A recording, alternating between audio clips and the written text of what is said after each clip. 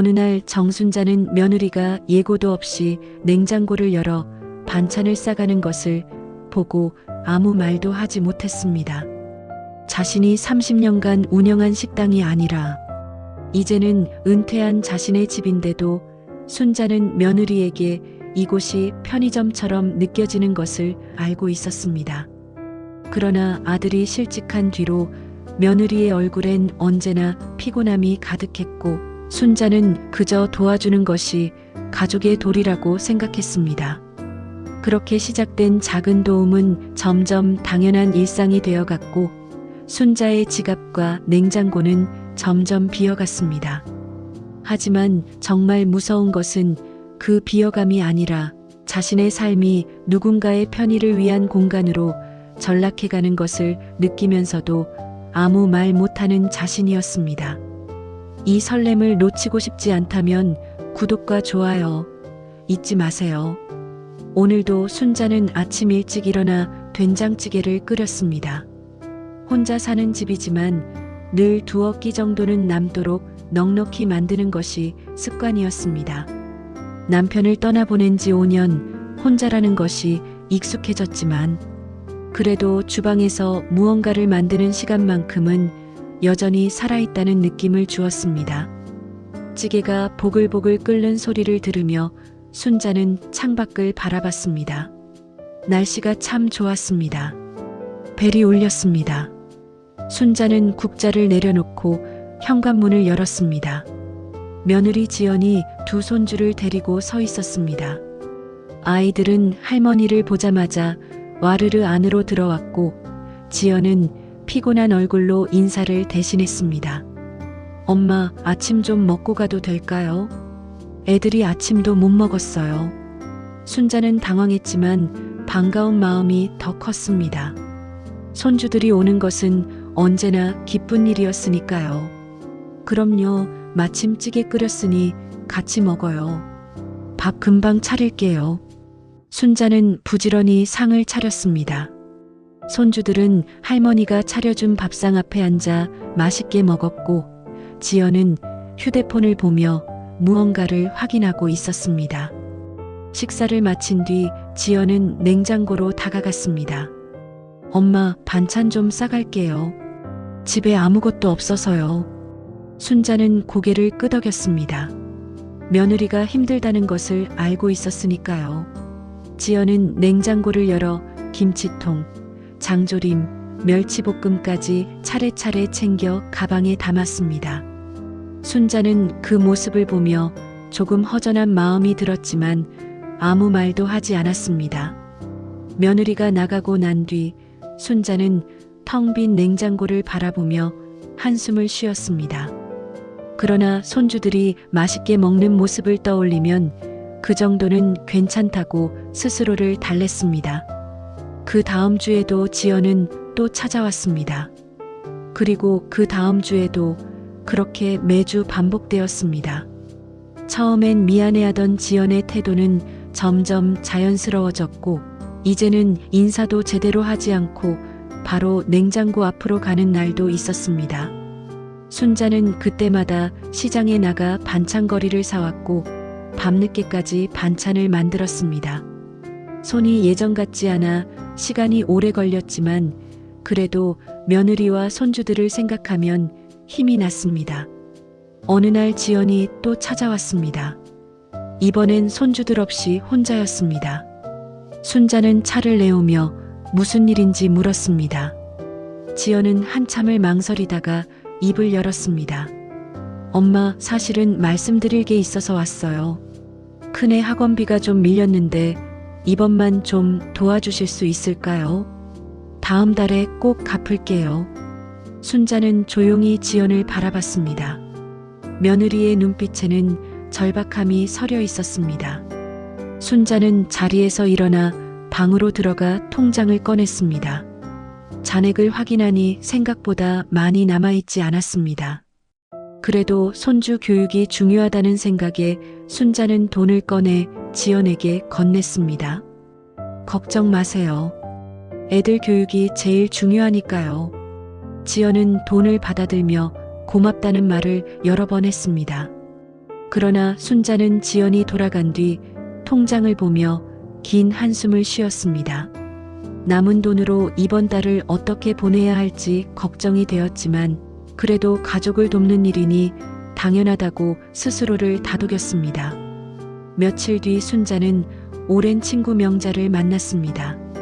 명자는 순자와 같은 동네에 살며 30년 넘게 친구로 지낸 사이였습니다. 두 사람은 동네 카페에 앉아 차를 마시며 이야기를 나눴습니다. 순자는 요즘 며느리가 자주 찾아온다는 이야기를 꺼냈고 명자는 진지한 표정으로 순자를 바라봤습니다. 순자야, 그건 도와주는 게 아니라 당하는 거야. 며느리가 요즘 너무 자주 온다며. 순자는 명자의 말에 당황했습니다. 그래도 지연이도 사정이 있으니까요. 남편이 일을 못 구하고 있잖아요. 명자는 고개를 저었습니다. 그래도 선은 있어야지. 내가 평생 모은 돈 다 털어주고 반찬까지 다 해주면 나중엔 어떻게 살려고 그래. 너도 노후 준비해야지. 순자는 아무 말도 하지 못했습니다. 명자의 말이 틀린 것은 아니었지만 며느리를 외면할 수도 없었습니다. 명자는 순자의 손을 잡으며 부드럽게 말했습니다. 나는 내 친구니까 하는 말이야. 너무 착하게만 살지 마.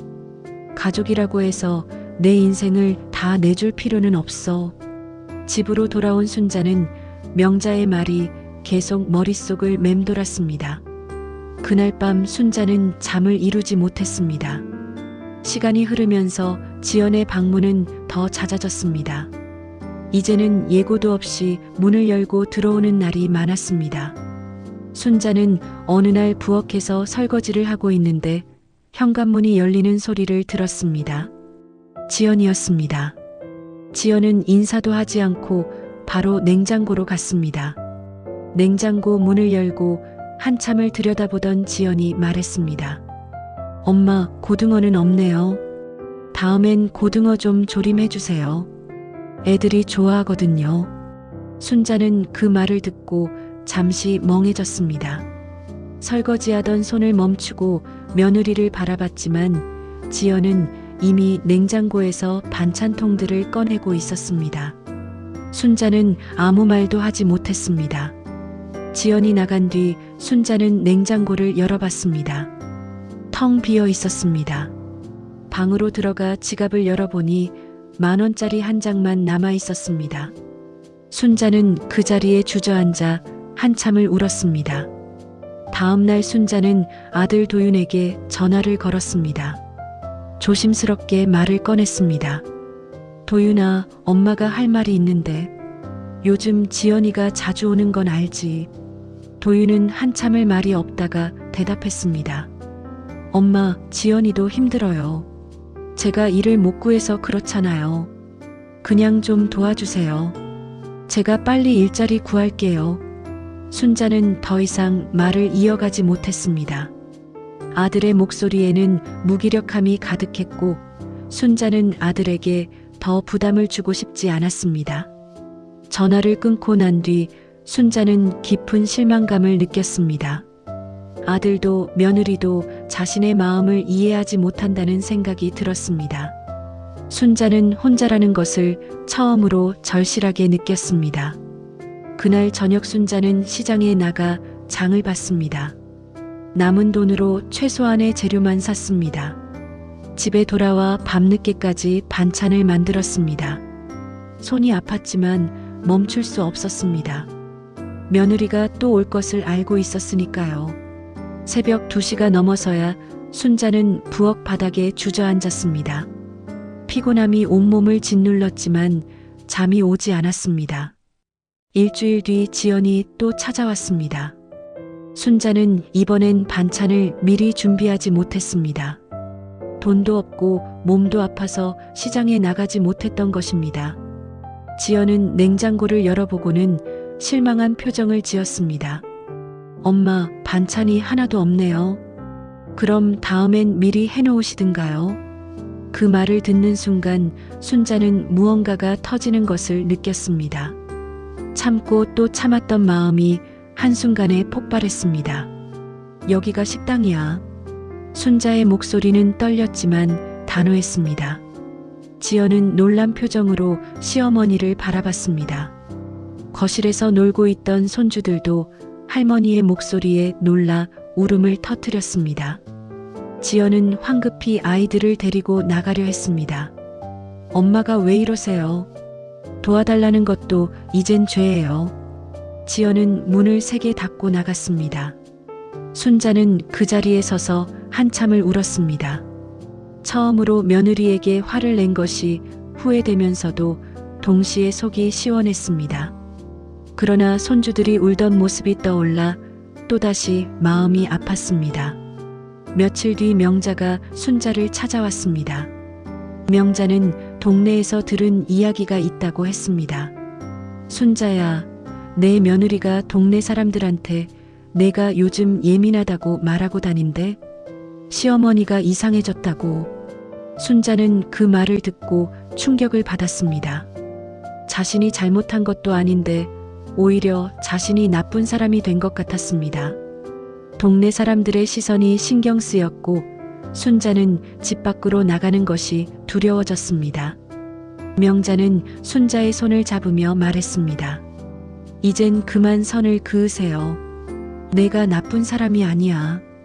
너무 착해서 이용당한 거지. 순자는 명자의 말에 고개를 끄덕였습니다. 이제는 정말로 무언가를 바꿔야 한다는 것을 깨달았습니다. 그날 밤 순자는 책상 앞에 앉아 편지를 썼습니다. 며느리에게 전하고 싶었던 말들을 하나하나 적어 내려갔습니다. 편지를 쓰는 동안 눈물이 계속 흘렀지만 손은 멈추지 않았습니다. 편지를 다 쓰고 난 뒤 순자는 편지를 봉투에 넣었습니다. 다음 날 아침 순자는 며느리 집으로 향했습니다. 초인종을 누르자 지연이 문을 열었습니다. 지연은 시어머니를 보고 놀란 표정을 지었습니다. 순자는 준비해온 봉투와 김치통, 된장 항아리를 내밀었습니다. 지연아, 이거 받아요. 지연은 무슨 일인지 몰라 어리둥절한 표정이었습니다. 순자는 조용히 말을 이었습니다. 편지 읽어보세요. 그리고 이 김치랑 된장은 내가 담근 거예요. 이게 내가 줄 수 있는 마지막 도움이에요. 지연은 아무 말도 하지 못했습니다. 순자는 며느리를 보며 미소를 지었습니다. 슬프면서도 홀가분한 미소였습니다. 나도 내가 힘든 거 알아요. 하지만 나도 내 인생이 남아있어요. 내가 다시 일어설 수 있도록 응원할게요. 그런데 이젠 내 힘으로 살아갈 거예요. 순자는 고개를 숙여 인사하고 돌아섰습니다. 지연은 시어머니의 뒷모습을 보며 그제야 뭔가 잘못되었다는 것을 깨달았습니다. 집으로 돌아온 순자는 편지에 썼던 내용을 떠올렸습니다. 며느리에게 전하고 싶었던 진심을 담았던 글들이 이제야 자신을 자유롭게 만들어주는 것 같았습니다. 시간이 흘렀습니다. 석 달이 지났습니다. 순자는 조용한 일상을 되찾았습니다. 냉장고엔 자신이 먹을 만큼의 반찬만 있었고 통장 잔액도 조금씩 늘어났습니다. 명자와 함께 동네를 산책하고 오랜만에 취미 생활도 다시 시작했습니다. 순자는 자신의 삶을 되찾은 것 같았습니다. 어느 날 오후 초인종이 울렸습니다. 순자는 문을 열었습니다. 지연이 두 손에 반찬통을 들고 서 있었습니다. 순자는 놀란 표정으로 며느리를 바라봤습니다. 엄마, 이번엔 제가 해왔어요. 서툴지만 엄마가 가르쳐준 대로 만들어봤어요. 지연의 눈빛은 예전과 달랐습니다. 미안함과 감사함이 동시에 담겨 있었습니다. 순자는 며느리를 보며 천천히 미소를 지었습니다. 들어와요. 두 사람은 마주 앉아 차를 마셨습니다. 오랜만에 나누는 대화는 조심스러웠지만 진심이 담겨 있었습니다. 지연은 그동안 파트타임 일을 시작했다고 했고 도윤도 작은 회사에 취직했다고 전했습니다. 순자는 며느리의 이야기를 들으며 고개를 끄덕였습니다. 힘들었지. 지연은 고개를 숙였습니다. 엄마, 그동안 정말 죄송했어요. 저는 당연한 줄만 알았어요. 엄마도 힘드신 줄 몰랐어요. 순자는 며느리의 손을 잡았습니다. 이제라도 알게 돼서 다행이에요. 우리 서로 힘내요. 두 사람은 서로를 바라보며 미소를 지었습니다. 창밖으로 햇살이 따스하게 비쳤습니다. 가족이란 무엇일까요? 누군가는 가족이니까 모든 것을 나눠야 한다고 말합니다. 하지만 진짜 가족은 서로의 한계를 존중하고 이해하는 관계가 아닐까요? 주는 것만이 사랑이 아닙니다.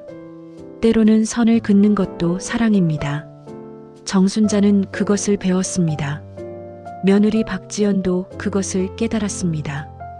두 사람의 관계는 이제 새로운 출발점에 서 있습니다. 서로에게 기대지 않으면서도 의지할 수 있는 그런 건강한 관계 말입니다. 순자는 저녁을 준비하며 창밖을 바라봤습니다. 노을이 아름답게 지고 있었습니다. 혼자라는 것이 외롭지 않았습니다. 오히려 자유로웠습니다. 순자는 자신의 인생을 되찾았습니다. 그리고 그것이 가족을 위한 가장 좋은 선택이었다는 것을 알고 있었습니다. 며느리가 가져온 반찬통은 냉장고에 가지런히 정리되어 있었습니다. 이제는 받는 것도 괜찮았습니다. 주고받는 것이 균형을 이룰 때 관계는 비로소 건강해지니까요. 순자는 식탁에 앉아 조용히 저녁을 먹었습니다. 혼자였지만 마음은 풍요로웠습니다. 가족은 멀리 있지 않았습니다. 다만 이제는 각자의 자리에서 서로를 존중하며 살아가고 있을 뿐입니다. 그것이 진짜 가족의 모습이라는 것을 순자는 이제 알았습니다.